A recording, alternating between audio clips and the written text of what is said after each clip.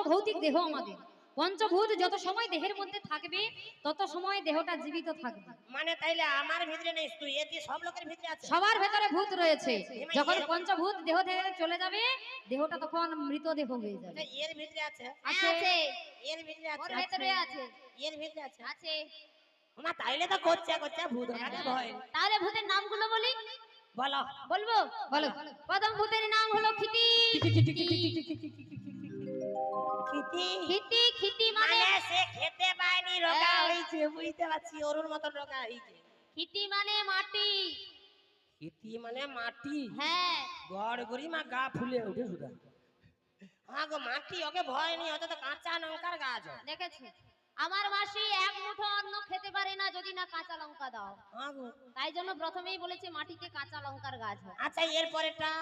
এরপরে হচ্ছে ওই গৌরা বন্ধ করে রে। এই ওই গৌরা, আবার সেই গৌরাকে ডাকে।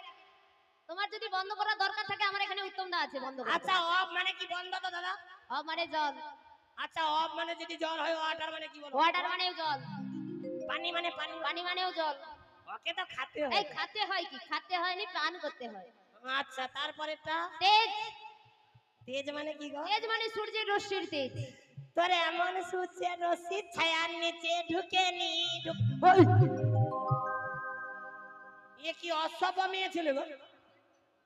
ওই জন্য বলছেন এই বাংলা ভাষা প্রচুর কঠিন ভাষা। আচ্ছা এখানে মালিক বাবু আরে প্যান্ডেল করছে। প্যান্ডেল করছে। প্যান্ডেলের নিচে কি সূর্যের রশ্মি আসছে? না আসে। এলে কি আপনারা বুঝতে পারতেন? এটাকে বলে ছায়া, আর সে আমার পুরেটে ছায়া।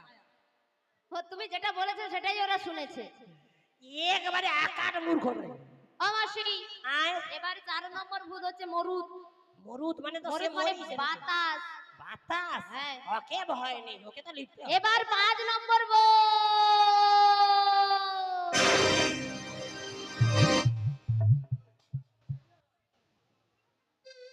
বুড়ি চলে গেছে। ললিতা চলে গেছে। কি হয়েছে?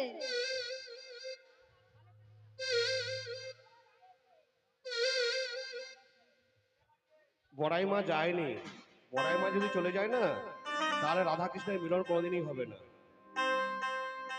আজকের এই মধুর বৃন্দাবনে বাঁশগড়া গ্রাম নিবাসী স্বর্গীয় ভুবনচন্দ্র আদক এবং জ্যোতির্ময় আদকের ভুবনবর সুযোগ্য নাতি ললি এবং তার নাত বউ ঝুমা, জয়দেব এবং রাধা এবং তার পরিবারবর্গ এমন বড় অনুষ্ঠান বছর বছর চালিয়ে যাচ্ছেন এবং আমরা সবাই আসছি।